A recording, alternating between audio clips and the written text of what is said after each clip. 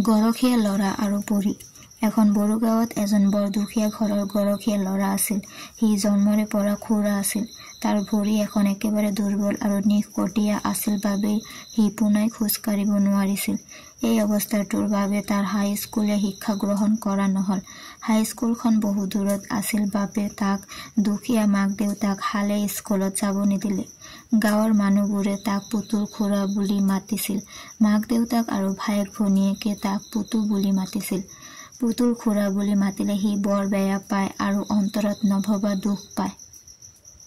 পুতুৰ এটাই কাম, সি ৰাতিপুৱা গৰুকেইটা পাহাৰৰ নামনিত এৰি দি আহিব লাগে আৰু আবেলি সময়ত গৰু গাই কেইটা ঘৰলৈ খেদি আনিব লাগে। সেই কামটো পুতুই বৰ নিয়াৰিকৈ কৰে। সি অৱশ্য বহি থকা বিধৰ ল'ৰা নহয়। সি পথাৰত থকা সময়খিনিত পৰিয়ালৰ বাবে শাক পাত যোগাৰ কৰে। কেতিয়াবা যদি শাক পাত নাপায় তেতিয়া একোচা শুকান খৰি হলেও আনি মাক দেউতাকক সহায় দিয়ে। বাৰিষাৰ দিনকেইটা পুতুৰ লগত এটা বৰশী প্ৰায়ে থাকে। পাহাৰৰ নামনিৰ খাল ডুংবোৰত সি বৰশী বায়। বৰশী বোৱাত সি বৰ পাকৈত, কাৰণ তাৰ ধৈৰ্য গুণটো বহুত বেছি। সি দৌৰি নুফুৰি এঠাইতে বৰশীটো পেলাই থাকে। সেইকাৰণে তাৰ বৰশীত প্ৰায়ে কাৱৈ গৰৈ মাছবোৰ লাগি ধৰে। সি বৰ আনন্দ মনেৰে মাছকেইটা ঘৰলৈ বুলি লৈ আনে। মাক দেউতাকে তাক বৰ উৎসাহিত কৰে। খুৰা বুলি তাক কেতিয়াও নাহাঁহে আৰু এষাৰ টান কথাও নকয়।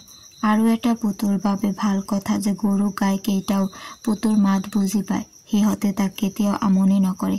আহ আহ বুলি মাতিলে কলি, বগী, ৰাঙী আটাইকেইটা পুতুৰ ওচৰলৈ দৌৰি আহে। সিহঁতেও বুজি পায় যে সিহঁতৰ গৰাকীজন ভালদৰে খোজ কাঢ়িব পৰা বিধৰ নহয়। এই বুজিব পৰা জ্ঞানটো গৰু গাই হলেও সিহঁতৰো আছে। এনেকৈ দিনবোৰ এদিন দুদিনকৈ বাগৰি গৈ থাকিল।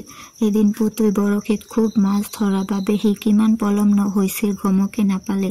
ইফালে গৰু গাই কেইটাও আনন্দ মনেৰে ঘাঁহ খাই গৰাকীৰ কথা পাহৰি থাকিল। এনেতে পুতুক কোনোবাই কিবা কোৱা যেন অনুভৱ কৰিলে। তেতিয়াহে সি গম পালে যে পশ্চিম আকাশত সূৰ্য অস্ত যাওঁ যাওঁ হৈছে। পুতুৰ খৰধৰ লাগিল। বেচেৰাই কি কৰিব কি নকৰিব ভাবি নোপোৱা হল। হাতত বৰশী আৰু মাছৰ টোপোলা। সকলো সামৰি লৈ যাব ওলাওতে পুনৰ কোনোবাই কিবা কোৱা যেন অনুভৱ কৰিলে। এইবাৰ সি কিছু শংকিত হল। ভাবিলে এয়া যদি কোনো দেওভূত হয় তেতিয়াহলে তাৰ আজি মৃত্যু নিশ্চিত। সি ভয় ভাবে সুধিলে, কোনে মোক মাতিছে? এইবাৰ সিফালৰ পৰা উত্তৰ আহিল, মই এজনী পৰী। তোমাৰ অৱস্থাটো দেখি মই অতিকৈ দুখী। তোমাক মই সুস্থ সবল কৰিব বিচাৰো। তোমাৰ সুস্থ সবল হবলৈ মন যায়নে? সুস্থভাৱে মাটিত খোজ দিব নোৱাৰাটো কিমান যন্ত্ৰণা, সেইটো কেৱল এজন খুৰা মানুহেহে বুজি পায়। পুতুই লগে লগে মন যায় বুলি উত্তৰ দিলে। পুতুক এইবাৰ পৰীজনীয়ে কলে, মই এই পুখুৰীৰ পাৰৰ গছজোপাতে বহু বছৰ ধৰি বাস কৰি আছো। আচলতে মই এজনী জলপৰীহে। উপায়হীন হৈ মই গছজোপাত থাকো। মই কিন্তু জানি বুজি কাৰো অপকাৰ নকৰো। মোক এই গছজোপাত এহাল পিশাচনীয়ে প্ৰায়ে মোক বৰ আহুকাল কৰে। শুনিছো সিহঁতে মানুহৰ তন্ত্ৰ মন্ত্ৰক বহুত ভয় কৰে। তুমি যদি তন্ত্ৰ মন্ত্ৰৰ প্ৰভাৱত এই ভূত-ভূতনীহালক এই ঠাইত ভৱিষ্যতে আহিব নোৱাৰা কৰা তেতিয়াহলে মই আজিয়ে তোমাৰ ভৰিখন সুস্থ সবল মানুহৰ দৰে ঠিক কৰি দিব পাৰো। তুমি মোৰ বাবে এই কণ উপকাৰ কৰিবানে? পৰীজনীৰ কথাত পুতুৰ বৰ দুখ লাগিল। তাৰ খুৰাক এজন গাঁৱৰ নামী দামী বৈদ্য।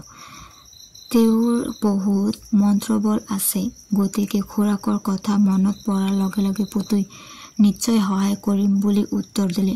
পুতুৰ কথাত বিশ্বাস কৰি পৰীজনীয়ে তেওঁৰ দণ্ডডালেৰে পুতুৰ দুৰ্বল ভৰিখন ২-৩বাৰ স্পৰ্শ কৰি দিলে। কি আচৰিত! পৰীৰ দণ্ডৰ স্পৰ্শত পুতু এজন সুস্থ সবল মানুহলৈ ৰূপান্তৰ হল।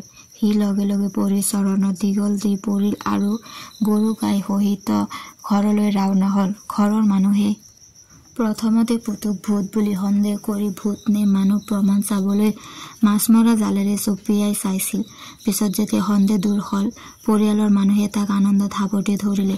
পুতুই মাক দেউতাকক সকলো ঘটনা বিৱৰি কলে। প্ৰথম অৱস্থাত মাক দেউতাকে বিশ্বাস কৰা নাছিল যদিও শেষত সকলো কথা বিশ্বাস কৰিলে। পুতুৰ অনুৰোধ মৰ্মে তাৰ খুৰাক এদিন সেই গছজোপাৰ ওচৰলৈ গৈ পৰীজনীক আহ্বান কৰিলে। পৰীজনীয়ে খুৰাকক সকলো কথা বিৱৰি কোৱাত খুৰাকে তেওঁৰ মন্ত্ৰৰ বলত সেই ভূত-ভূতনীহালক চিৰদিনৰ বাবে তাত আহিব নোৱাৰা কৰিলে। পিছত সেই পৰীজনী পুতুৰ বৰ আপোন হৈ পৰিছিল। যিকোনো বিপদে আপদে তাই পুতুৰ সোহাত ৰূপত সহায় আগবঢ়াইছিল।